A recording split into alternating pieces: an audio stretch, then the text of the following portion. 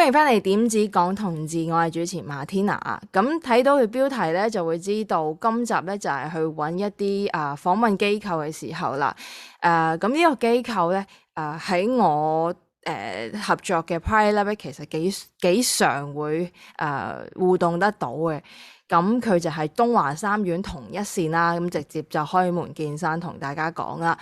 咁點解會講到佢哋係呢個前線嘅同行者呢？就係因為佢的確係一條服務熱線去支援多元性別啦。咁直接講埋佢哋嘅即係機構嘅介紹啦。咁引用翻佢哋機構嘅網站資訊呢，就係佢一條24小時嘅多元性別支援熱線，由專業社工去接聽，為性小眾提供情緒輔導、專業主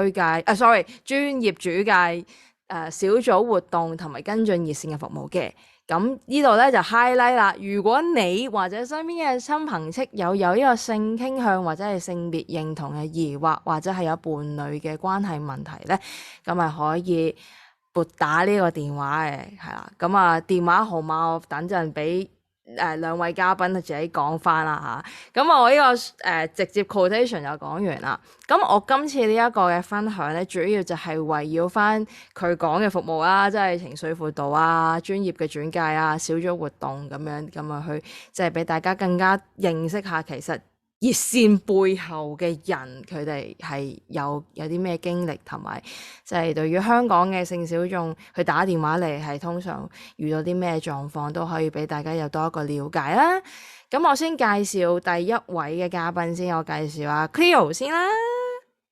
Hello，多謝麥天娜，我係 Cleo 啦。咁我都係東華三院同一線嘅同事嚟嘅。咁我同兩位同事都係專責去做熱線服務啦，但係我哋可能喺啲細分嘅工作上會有唔同咯。咁陣間可以再同大家介紹啦。咁我介紹埋兩位同事阿 Wing 俾大家。大家好，我係阿 Wing 啊。咁我都係同 Cleo 一樣啦，係同一線嘅社工啦。咁我哋嘅分工會有少少唔同嘅，咁但係我哋兩個都會聽熱線嘅。咁既然講起分工啦，咁不如可唔可以直接講埋阿 Wing 同 Cleo 嘅分工係點樣分嘅咧？我同阿 Wing 咧嘅分別咧，主要係一啲 offline 活動，即係一啲非熱線上面嘅活動啦。咁可能陣間會再詳細介紹，例如有啲咩咧？可能一啲小組啊，一啲輔導個案啊，呢一啲我哋會細分嘅。咁其實細分嘅意思，可能我哋specialize，即係我哋比較擅長或者遇到嘅群體又唔同啦。咁我係主要做啲女同志服務嘅，喺 Pride Line 度，係啦。咁阿 Wing 就係負責主要負責一啲 transgender 嘅，即係跨性別朋友嘅服務啦。係啊，咁就係呢個分野。咁但係 hotline 上面我哋就係熱線上面，大家都係會一齊聽嘅。明白。咁開咗兩個頭啦，一個就主要服務女同志圈子，另外一個就會係 for trans 嘅 for 跨性別嘅圈子啦。好，咁亦都解答咗我第一條問題啦，服務多元性別對象。咁首先又開咗兩個頭啦，咁我又舉手問啦，咁基佬點算咧？呢個 LGBT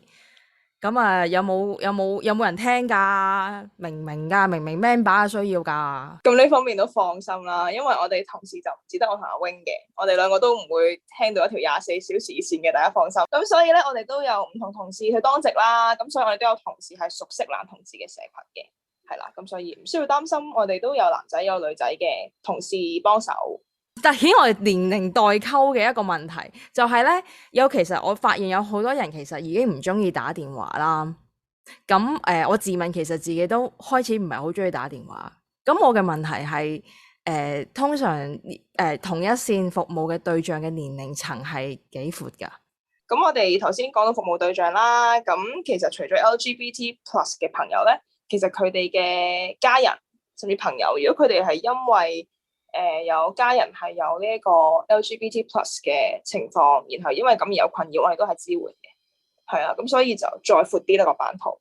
咁少少補充。咁 back to 頭先馬天娜嘅問題啦，咁我哋嘅年紀咧，以我自己經驗咧，其實都大啲啲嘅，即係一定唔係10幾20歲最多咯，都係 around 30零40幾大啲，但係年輕人都唔係少嘅。係啊，咁樣，但係調翻轉日，我哋未必每一次打電話上嚟都會問佢你今年幾歲啊？咁樣，咁所以有陣時資料都空白咗嘅，即係我哋 quote 唔晒所有人嘅資料，但係年輕人都係有嘅，不過落到資料就可能大年紀啲啲咯。係啊，阿 Wing 有冇？冇錯，我哋20幾歲啊、30幾歲啊、40幾歲都有，50幾歲都有，有時可能60幾都有嘅。我哋接聽過一啲係比較年長一啲嘅 LGBT plus 啦。咁啊，另外咧就10幾歲嘅，其實我哋都有接嘅。咁啊，但係的而且確咧就真係比較少啲嘅。呢個同一線嘅對象，即係打電話嚟嘅人嘅年齡層咁闊咧，可唔可以即係大概分享下俾我哋嘅聽眾們知道，唔同年齡層嘅性別小眾通常打嚟係為啲咩嘅？我哋拋磚引玉下先啊！因為前幾排我真係非常之有緣地咧遇咗我個朋友，咁我個朋友咧就讀呢、個心理諮商嘅，咁佢就想做一個實習啦，咁所以就去咗台灣嘅同志支援熱線嗰度去做一個義工。咁佢就同我講咧，佢自己認定係一位女同志啦，咁所以佢自己的確係冇辦法可以好即係好同聲同氣地幫到男同志。咁但係除咗男同志之外咧，其實佢有陣時都會收到女同志啦，同埋一啲老年嘅同志嘅 call 嘅。佢就話咧佢有接過或者係即係佢嘅同事們有接過有一啲 call 係長年累月 call 嚟嘅，即係唔經唔覺咧打咗10年噶啦。咁亦都唔一定每一次嘅人咧打嚟都一定係有個問題要解決嘅，可能真係打電話嚟吹水嘅咁樣。咁所以就好奇下香港嘅狀況係點嘅咧？多謝 Matina 拋磚引玉，我回應咗呢部分先。我諗其實全球我唔知啦，我淨係喺香港做過。但係熱線應該普遍都係有呢個特徵嘅，一嚟係真係會有長期嘅朋友仔啦，咁我哋冇開到10年咁長啦，我哋3年多啲啦，咁都真係確實有朋友係可能開線過一段時間，即係打到而家都有嘅，係啊，咁亦都有一啲真係咁熟啦，大家真係有陣時可能即係打上嚟寒暄都未定嘅，因為就有嗰個親切感，又或者我哋熱線真係俾到個支援佢。咁當然啦，大家又唔使喺度即刻覺得，咁我哋翻工咪好得閒喺度寒暄。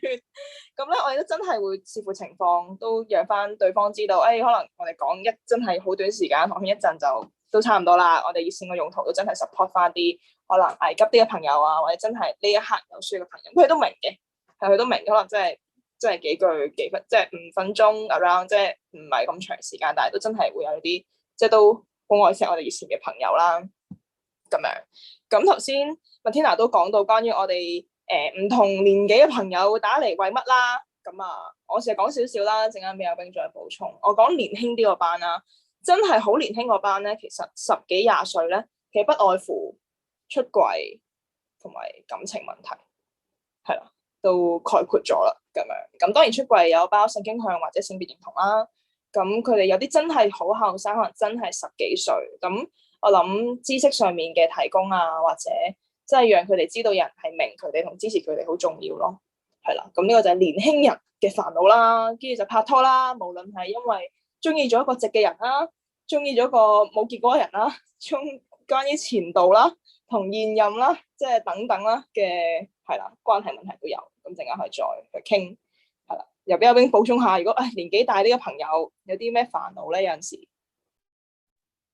係。我係阿 Wing 啊，係啊，咁樣咧就正如 Cleo 頭先講啦，其實我諗每一條熱線咧都會有佢哋嘅常客嘅，咁我哋都同一線都會有一啲嘅常客啦，咁我哋都係正如阿 Cleo 講，我哋都會同佢傾下，咁因為其實我諗喺佢哋自己個圈子嚟講咧，可以接納佢嘅人其實幾乎係等於零嘅。咁我哋可能係佢唯一嘅支援網絡，咁所以佢哋日日打電話上嚟都唔定嘅咁樣嚇。咁但係咧你話至於年紀比較年長啲嘅一啲嘅 LGBT，咁佢哋嘅困擾係啲乜嘢咧？我想講咧，其實有時咧佢哋嘅困擾咧，可能係同年輕嘅 LGBT 都差唔多嘅，就係一啲感情嘅問題啊，或者係一啲出櫃嘅一啲嘅情況啊，咁因為可能年輕啲嘅 LGBT 咧，咁佢哋就喺呢方面嘅包袱咧，可能冇咁重嘅。咁但係年長一啲嘅 LGBT 咧，可能喺佢哋後生啲嘅時候咧，咁佢哋就未向人哋出櫃啊，咁所以到咗佢可能都有翻咁上下大年紀嘅時候，佢而家嗰個社會嗰個氣氛又好咗啦，咁佢咧就可能佢夠膽出咗櫃啦，咁啊，但係佢可能佢都面對同樣嘅壓力喎，咁所以佢都會打電話嚟同我哋傾嘅，咁樣咯。咁另外咧，除咗係咁之外咧，咁可能都會傾翻一啲關係上面嘅問題啦。咁可能佢哋嘅關係比較穩定啲啊，咁佢就會傾下點去長遠地去 keep 翻一段，例如親密關係啊咁樣咯。咁至於佢哋同其他嘅屋企人嘅關係咧，其實都有討論到嘅，係啊。咁所以就其實好多樣化咯。歸納一個點咧，就係感情問題咧，又不分老幼嘅，所以呢個感情問題，無論係即係港台咧，都係一個最大熱線最需要支援同埋幫助嘅地方啊。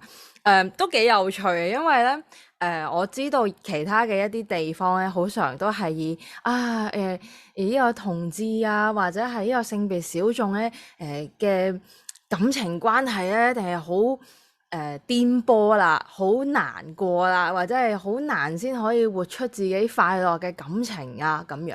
咁但係即係提大家嘅聽眾講啦，就係其實係有輔導啦。如果你係覺得身邊嘅朋友們唔接納你，其實你係可以尋求唔同嘅協助同埋有熱線嘅支援，而且即係熱線支援 at least 係免費嘅啦。咁亦都可以慢慢幫你梳理下你當時呢一刻面對嘅感情困擾，或者係你嘅即係交友嘅狀況、交友嘅困擾，或者係你嘅即係覺得身邊嘅人唔接納嘅狀況之下，你點樣可以心理調適一下？咁我相信身邊嘅資源係有嘅，所以千祈唔好覺得自己係孤立無援嚇。咁講起個孤立無援啦，之前有一集咧，我咧就提起咗呢個同志報喜不報憂嚇，咁亦都有一啲作品係提及呢一個嘅話題嘅。咁簡單啲嚟講就係當一個我哋一啲大型嘅活動，或者係一啲我哋嘅一啲倡議，或者係一啲標誌性人物，咁佢係同同志有關嘅時候咧，往往我哋都會睇得到佢係好陽光嘅一面，佢好健康啊，身形好健康啊，好健碩啊，或者係佢係有美滿嘅感情生活啊咁樣。咁但係調翻轉一啲相嚟講暗淡嘅一啲畫面、暗淡嘅境況，例如佢病咗，或者係可能係有啲文化裡面會涉及到濫藥嘅，咁呢一啲嘅狀況就會越見越唔歡迎啊，即係越嚟越唔見咗啊，係啦。咁我又想問下，即係你講呢個熱線，咁除咗打電話嚟問你問題或者同你吹水，咁一定會有一啲危機嘅支援同埋轉介啦。咁亦都有提及過話有啲跟進嘅服務噶嘛？你哋網站裏面提及過一啲關於危機支援嘅部分，即係你哋係點樣 handle，或者係會唔會有機會可以分享到一啲經驗？好，我係 Cleo 啦，咁我講下我自己經驗，陣間由阿 Wing 補充啦。咁我認同 Martina 所講嗰個現象嘅，即係嗰個報喜不報憂，或者我覺得 LGBT 純粹令佢再激烈咗呢件事，即係咧香港人都係傾向係咁嘅，但係可能喺呢個圈子就再係咁。咁我覺得呢個特徵令到我哋熱線會有一個面對嘅一個情況，就係可能嚟到就真係嗰件事已經好嚴重啦。即係調翻轉，佢唔會好小事就打嚟，因為需要求助嘛，覺得但有時就係引到某一個位，或者覺得哇真係爆晒煲啦，完全揾晒 friend 都搞唔掂，咁可能就會揾到我哋。咁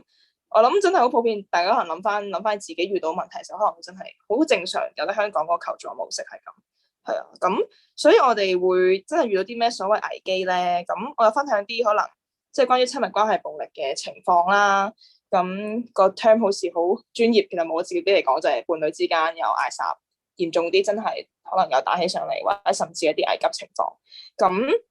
其實咁樣打到上嚟，我哋可以提供到支援。咁電話上面一定係傾啦。咁嗰個傾係其實我哋最大嘅指標，一定係保障大家安全。咁咩意思咧？睇下電話上面會可以都鼓勵到佢哋 separate 咗先啦。即係如果嗰一刻已經係嘈緊嘅時候，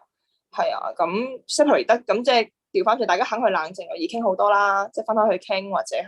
睇下點樣幫佢拆嗰啲嘢啊，去令佢頭先 Martina 所講，都知道唔係自己一個人啊，有 resources 啊，即係有資源可以之後去支援啊。咁呢個之後就係睇下會落入，可能我哋可以幫手做輔導啦，或者如果佢嘅需要係大啲嘅，可能佢有多啲社會福利需要。簡單嚟講，可能佢咪就係感情啦，即係屋啊錢啊，其實都係有困難嘅。咁可能我哋又可以幫手做個專業轉介去翻啲主流嘅服務，去讓佢哋有個可能個案社工或者一啲負責社工嘅照顧，咁樣都可以咯。咁啊，當然啦，咁講到關係暴力，咁頭先就係一個輕輕嘅例子啦。咁都有一啲例子係可能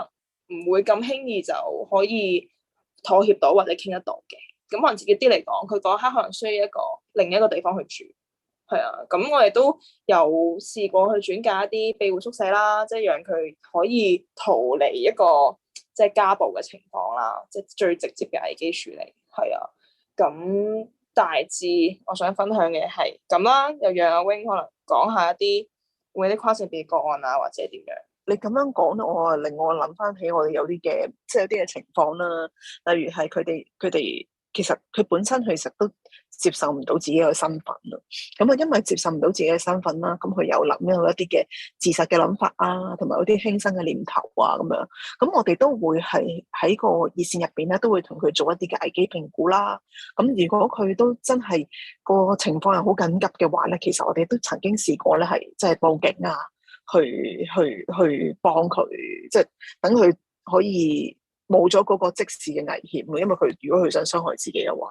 咁樣就呢啲個案就都間唔時都會有遇到嘅，係啊。即係作為一個社工，有一個聽電話嘅人，你可能同嗰個人係完全冇見過，即係所謂有見過，意思可能即係可能。呢個圈唔係好大，你可能喺某一啲場合見過咁樣啦。咁你可能同嗰個人，你真係純粹係聽到佢把聲，完全素未謀面。對於你嚟講，你係點樣 detect 或者偵測得到嗰個人想傷害自己咧？咁其實咧，我哋即係如果做即係我哋在內行嘅人就會知道，其實我哋會有啲嘅評估嘅。咁啊，例如我哋會問翻佢啊，假設佢話佢想輕生嘅話，我哋會問翻佢你有冇一啲嘅實際嘅計劃啦？你個計劃係點樣㗎啦？嗰個計劃嘅時間會係點樣啦？你係咪諗到好實係一定要去實行呢個計劃？定係還是如果有人同你傾咗，你會鬆啲嘅？咁我哋會問好多一系列嘅問題，同埋咧，我哋會嘗試喺個電話度咧，就首先就攞到佢個電話號碼啦。即係我哋會用我哋嘅方法去問到佢俾我哋嗰個電話號碼啦。另外就氹佢講翻個地址出嚟。咁起碼佢去到最後尾有啲咩事，佢都冇放棄到佢個自殺諗法嘅話，我哋都可以去報警處理到咯，咁樣咯。咁當然啦，呢啲咁嘅個案咧，就危機嗰陣處理咗。咁但係佢之後佢自己例如佢一啲嘅小眾壓力，佢點樣去處理咧？咁其實都係需要長遠跟進嘅。咁我哋係有個案輔導嘅工作咧，係可以跟進到呢一個位嘅。咁我又再問下啦，即係我自己同 PrideLab 合作，有陣時都會遇到一啲跨性別嘅人嘅一啲煩惱啦。咁佢同佢哋啲煩惱咧係非常之長期嘅，即係佢唔淨止係佢自己對自我性別認同嘅一個好長嘅轉折，或者係心態嘅轉變，亦都係因為佢隨住佢心態嘅轉變，佢可能要開始買一啲嘅衫啊，然後開始有機會從佢嘅屋企人、佢嘅同居者產生衝突啊，咁啊有啲會鬧交啊，跟住又可能會嗌殺啊，甚至有暴力嘅行為趕佢出門口。我又想問下咧，同一線咧，係咪真係跟到最後㗎？你哋會唔會有 quota 㗎？會唔會突然之間過咗一年就冇啦，冇一件事咯咁樣？我哋唔會咁輕易丟低人嘅，太殘忍啦。我哋唔會咁樣做嘅。咁我哋你話有冇 quota 咧？咁當然啦，我哋同事咧係嗰個數目係有限嘅。咁你話我哋不停咁樣接咧，咁其實又冇可能嘅，因為我哋都即係我哋人力有限啊嘛，咁樣。咁但係暫時嚟講咧，其實係未去到呢一個話我哋唔可以再接個案嘅位，咁我哋都仲有足夠空間嘅。咁頭先你講話一啲跨性別人士佢一啲生活上面佢會面對嘅一啲嘅困難啦，咁其實我哋都有考慮得到嘅。咁樣咧就例如頭先講話佢可能佢係喺嗰個裝扮度佢想有啲嘅轉變嘅話咧，咁而佢喺佢屋企咧其實唔方便做呢樣嘢嘅。咁我哋同一線咧除咗係條熱線之外，我哋有一個好細嘅中心啦。咁呢個中心咧，其實我哋其中有一間房咧，就係叫深櫃間。咁呢間房咧就有啲咩特別咧？就係我哋會擺咗一個衣櫃嘅。咁一啲衣櫃入面咧就有我哋同事捐出嚟一啲嘅衣物啦。另外咧就都會有一啲嘅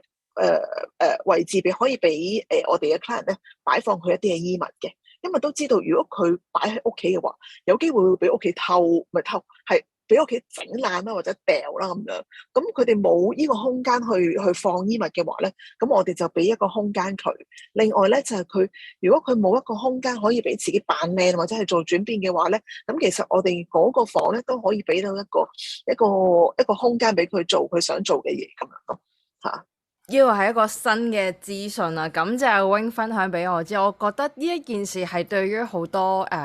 我諗比較年輕啦，即係未諗住或者未有能力搬出去住嘅一啲跨性別嘅朋友們係一個喜訊啦！即係我唔敢特別去諗究竟個衣櫃有幾大啦，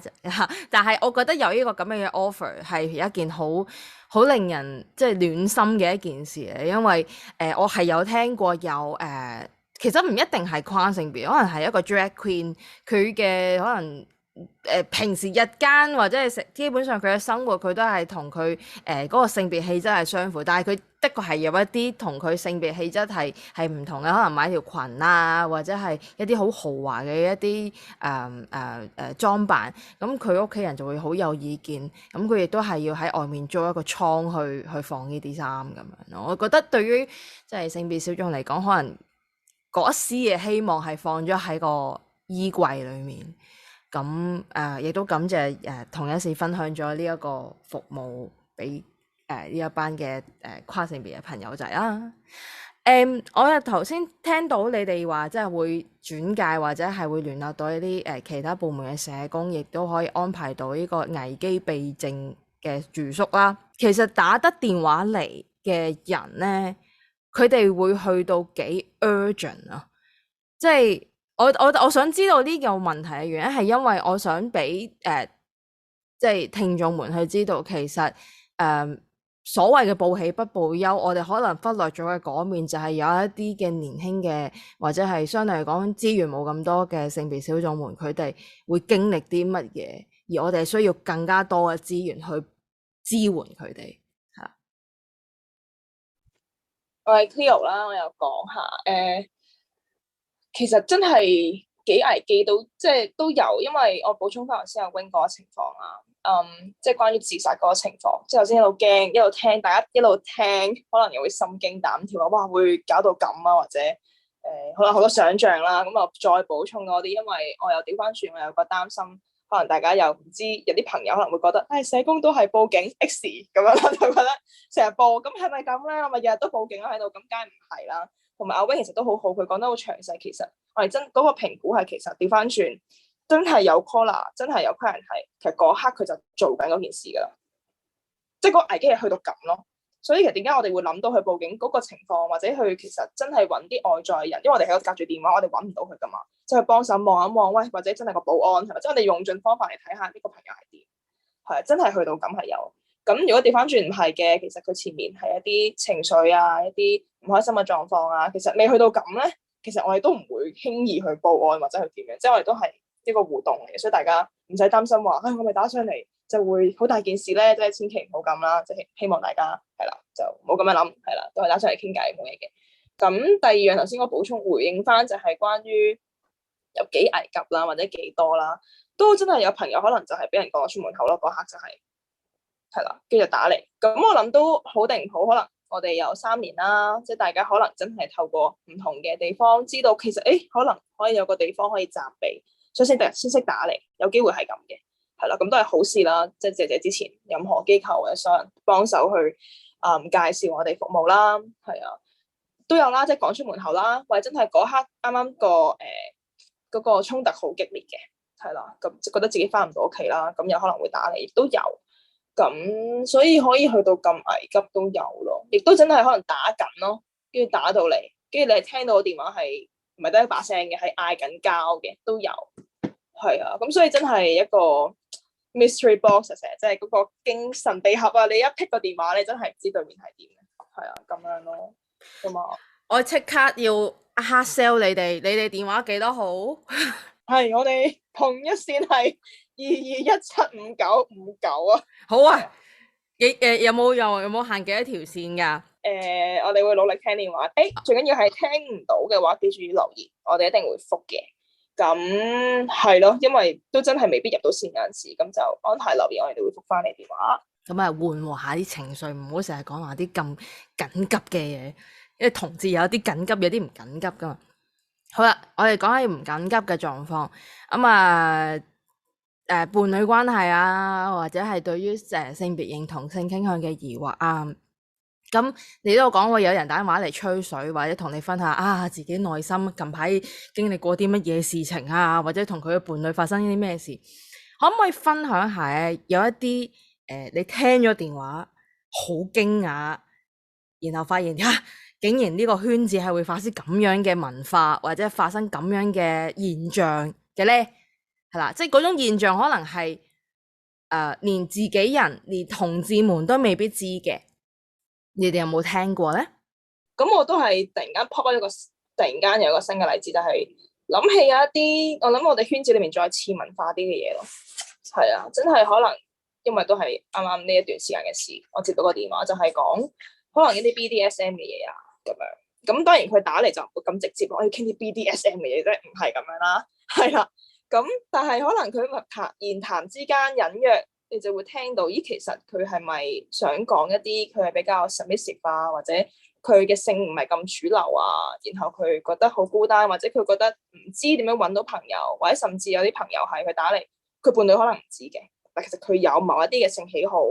咁點算咧？揾邊個講咧？又唔知喺邊度揾人，然後可能佢會做一啲比較 risky 嘅行為，咁佢都擔心自己，所以打嚟。咁呢個時候我諗就都好靠第一位同事嘅敏感度啦，第二就係真係都多謝佢肯打嚟講，咁我哋就係咯，就同佢傾咯，即係讓佢去了解多啲，同埋都去接納，嘗試俾佢知道有人會明白佢啊，接納佢呢個部分咁樣咯。咁呢個係我覺得幾深刻嘅，因為都真係未必呢個圈每個朋友都會知道咁樣。咁仲有啲可能係我再諗起性 related 嘅嘢，就可能即係啲性病啦都有，我都真係試過有朋友打嚟係講自己做咗HIV quick test 兩條線點算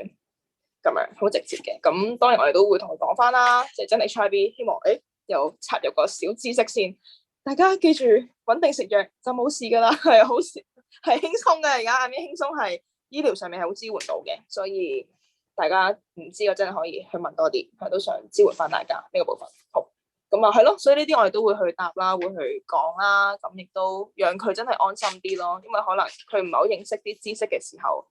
可能會諗到好驚啦，會覺得係咪冇得醫㗎，咪要死啦，即係可能都係啊。呢啲朋友係有㗎，即係我諗香港或者等等嘅教育真係爭啲，所以有啲資訊真係流通得唔晒。可能有啲朋友頭先聽完會覺得鬼唔知 HIV 有藥食咩咁，但係有啲朋友真係唔知，所以係咯，呢啲部分我哋都會支援咯。有你講嗰句肯定嘅説話，話可以食藥，或者係 at least 可以進入一個醫療嘅程序係好緊要。縱使呢一個知識可能對於即係同志嘅圈子裏面係至少會即係有熟悉嘅，但係畢竟嗰個人係當刻確診咗。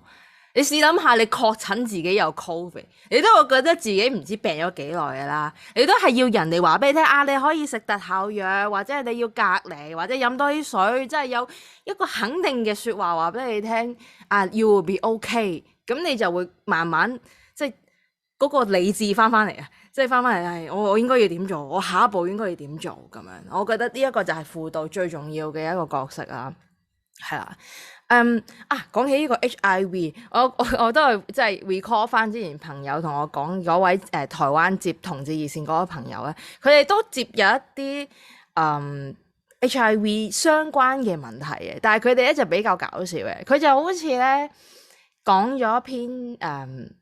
複述翻自己嘅一啲情色故事啦。咁點解要講到情色故事咧？就係因為佢要話俾嗰個接線生知道咧，佢哋經歷咗啲乜嘢嘅接觸。係啊，咁最後係想問一個問題嘅啫，就係我會唔會做 HIV？ 即係講咗一堆發生過嘅事情之後咧，就係想問翻個接線生我會唔會中啊？咁樣會唔會掂到啊？咁樣我相信即係接線生冇辦法，即係可以100% guarantee 你有或者冇啦，一定要做一個 check， 有一個 blood test 你先可以知道啊。我諗而家好似唔止係做 blood test 係啊，咁。but anyway 呢樣嘢係接線生做唔到，但係接線生或者係呢啲熱線門嘅朋友們係可以做一樣嘢，就係可以輔導你梳理返你當刻要做啲乜嘢，或者能夠做啲乜嘢咯，係啦。咁我又想問下阿 Wing 啦，即係同樣問題就係你有冇聽過一啲即係可能問題啊、吹水嘅一啲 calling， 聽完之後係令到你即係大開眼界，或者係你會發現即係原來係一個咁 amazing 嘅一件事，或者一個現象咧。有啲嘅來電者啦，咁佢會打電話嚟咧，就佢會講咧自己接受唔到自己啊。佢嗰個接受唔到自己嘅程度係好嚴重。佢係佢係會用盡方法去令到自己變直啦。咁我覺得呢個係我聽咁多電話嚟講，我覺得係最比較覺得驚訝嘅嘢。即係我諗佢喺揾我哋傾偈之前咧，佢都應該同過好多其他嘅人去傾噶啦。咁但係其他人同佢傾，可能佢會覺得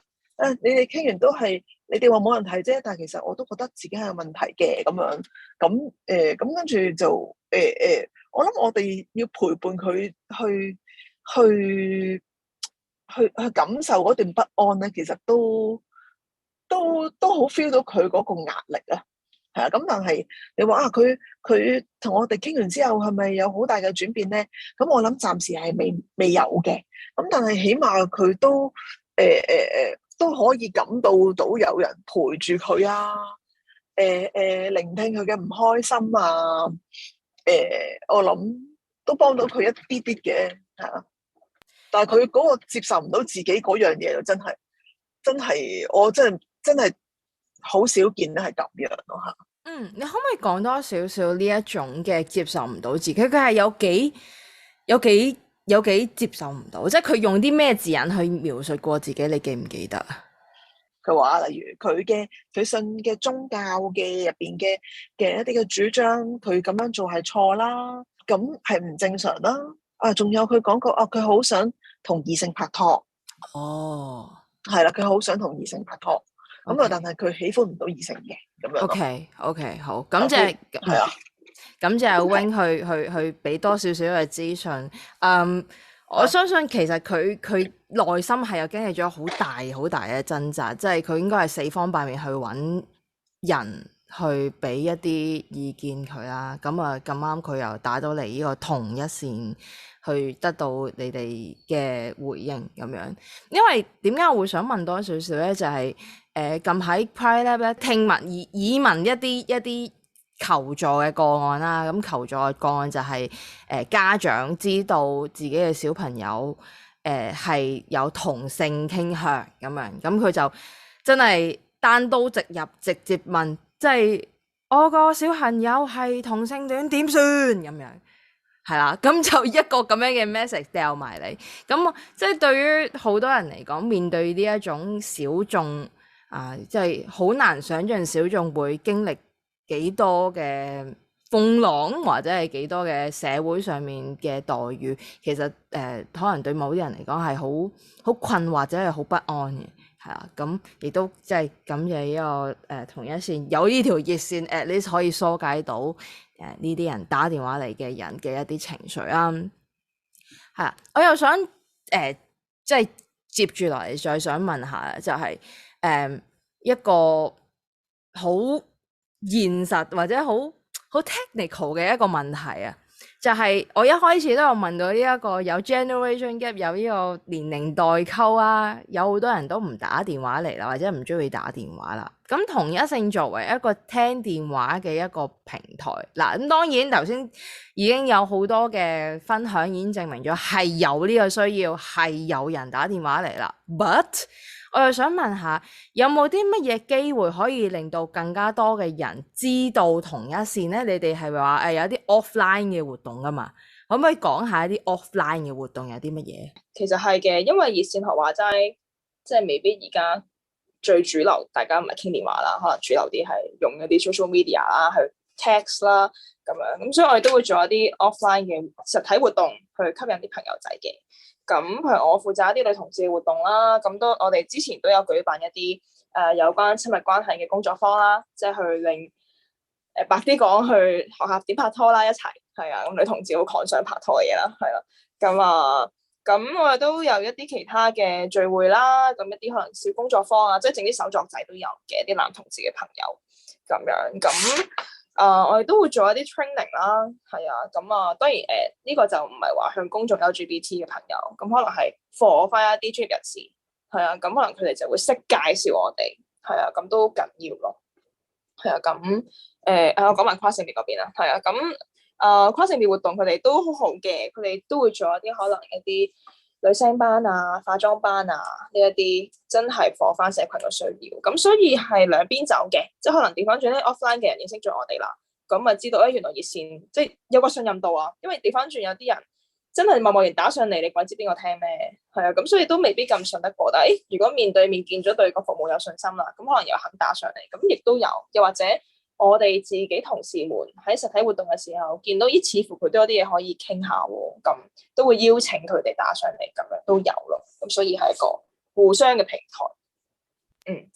想問下有冇可以再分享下呢啲 offline 嘅活動點樣可以，即係你有冇遇過一個 offline 嘅活動嘅一個路人甲，但係最後變咗一個你哋嘅服務對象嘅咧？有好多。佢哋可能咧最初係朋友搭朋友咁樣嚟參加我哋啲活動嘅，咁佢最初可能參加啲活動就唔會講好多佢自己啲個人嘢噶嘛，咁可能直到可能參加咗我哋啲聚會啊，半年啊或者一年啊，咁佢就會同我哋講話其實我屋企有啲唔開心啊咁樣。咁再傾落去啦，我發覺原來佢都係有一啲嘅困擾，其實可以透過輔導或者係可以喺嗰個熱線嗰度同你傾下咁樣。咁有啲就會叫佢打上嚟熱線啦，有啲我哋就會開個案咁處理咯。都唔少嘅為數都。同埋我想講咧，就係喺跨性別嗰個社群啦，因為我哋嗰個年齡層係的而且確係比較大少少嘅。咁佢哋咧可能有啲就已經係冇同屋企人聯絡嘅，咁變咗咧，其實好多節日嘅活動對佢哋嚟講咧都好孤單嘅。咁我哋嗰啲聚會咧就會比較針對一啲節日嘅一啲嘅活動啦，例如係啲中秋節啊、做冬啊、聖誕節啊、新年啊，咁可能會有啲我哋有啲以前就未有疫情嗰陣時就會可以食飯嘅，咁我哋啊透過一啲飯聚咧，咁令到佢哋咧都有翻一啲屋企嘅感覺啦，咁佢哋都好 enjoy 呢啲活動。咁阿 Wing 俾咗一個好好嘅例子，我回應咗。其實我本身都想問下，就係同志需要啲咩情感嘅支持？我諗呢個就係一個好好嘅例子。喺可能對於好多唔知咧，即係對於我嚟講啦，我係幸運嘅一群啦，我自問啦，我即係節日有身邊嘅人同我一齊度過。咁但係對於好多小眾嚟講，即係無論係你咩年齡都好啦，有機會可能係一個人度過，可能你搬出去住，或者係你身邊嘅朋友們或者屋企人係唔接納嘅情況之下，孤獨係一個對於我嚟講啦，我覺得係一個好致命嘅一件事嚟嘅，所以有同一線嘅offline 嘅活動，令到你哋即係可以聚集到一班嘅同志。我唔知我叫圍爐會唔會聽起上嚟太行啊？咁但係至少嚟講會即係提供一啲溫暖俾佢哋，令到佢哋覺得自己唔係孤單，可以講多啲嘢俾人哋知，即係分享自己嘅經歷或者佢嘅困惑俾身邊嘅人知道，係一個好重要嘅一個互動。我諗呢個亦都係凝聚更加多同志，即係需要凝聚組織啊、凝聚 group 啊，我諗 WhatsApp group 又好，咩 group 都好，都係同志們係需要呢一啲咁樣嘅支持啊。好啦，去到呢度咧，臨近呢個節目嘅尾聲咧，有幾樣嘢係想介紹或者係趁機去推銷一下嘅。咁問下同一線嘅兩位們啦，有冇嘢係想推薦下或者係推介下嚟緊有啲咩 plan 啊，或者係你哋有啲咩新嘅服務啊之類。咁啊，我係 Cleo 啦，咁最推薦梗係大家 follow 我哋嘅 social media 啦，follow 我哋 IG 啦，最好就係啊，咁因為我哋真係有啲任何活動嘅宣傳啊，我哋都會放上去嘅，咁而家都相信大家應該都會有 Instagram 啦，咁我哋 Facebook 都會同步更新嘅，咁 IG 咧你可以 search Pride Line 啦，咁串一次俾大家聽就係 PRIDELINE2175959，咁樣就揾到我哋噶啦。咁啊 ，Facebook 你就咁打同一線就會都揾到咁樣，咁就可以上面追蹤我哋新嘅活動啦，咁就亦都可以報名參加咁樣去認識我哋咁樣啦。呢個係其一啦。咁其二，阿 Wing 仲有冇其二啊？你有冇咩想講？其二咧就係梗係要宣傳下我哋條熱線啦，2175959。咁樣大家有啲乜嘢困擾啊，或者唔開心啊，或者開心嘅事，其實都可以打電話上嚟嘅。咁另外咧，就其實我哋都有輔導嘅服務啦。咁如果大家有情緒嘅困擾嘅話咧，都可以打電話去同一線啦，去問翻其實我咁樣嘅情況，可唔可以提供到輔導服務俾我啊？咁樣，咁我哋都會睇翻你嘅情況啦，然後再作安排咁樣嘅。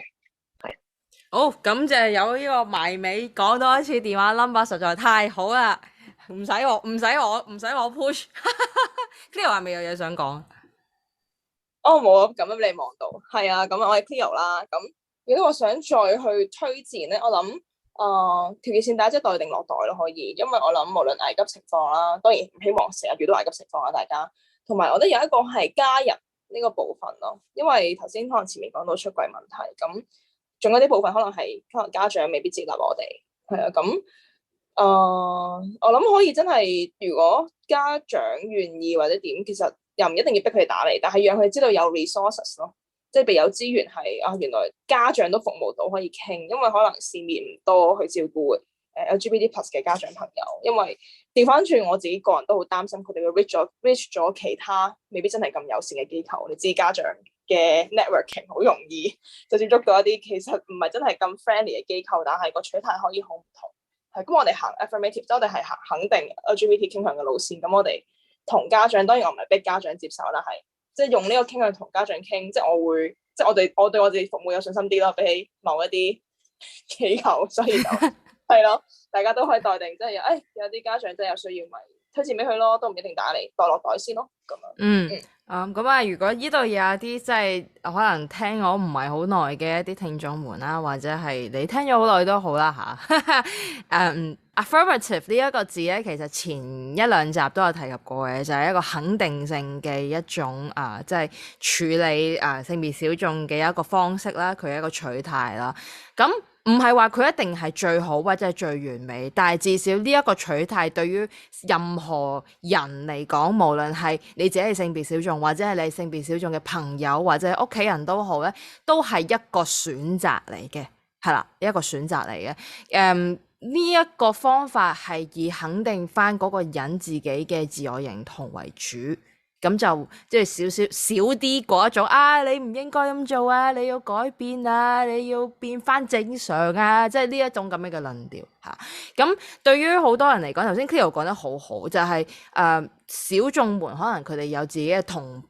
儕啦，咁佢哋自己圍起幾個人就可能已經開咗個 group。但係對於一個可能有少少年齡上面嘅差異嘅屋企人啊，或者係朋友們，或者係長輩啦嚇，佢哋其實個支援嘅網絡反而係唔多咁所以如果聽到你呢一度嘅朋友咧，可以真係攞支筆，我唔知啊，攞張紙又好，攞張卡仔都好咧，其實你可以 mark 低同一線嘅電話 number 即係唔係任何時候攞部電話 send 到呢個 contact 嘅，有陣時可能真係一張卡，一張實在嘅卡咧係可以幫得到忙。再嚟 hard sell 多一次，電話幾多號？係2175959，24小時年中無休，感謝大家。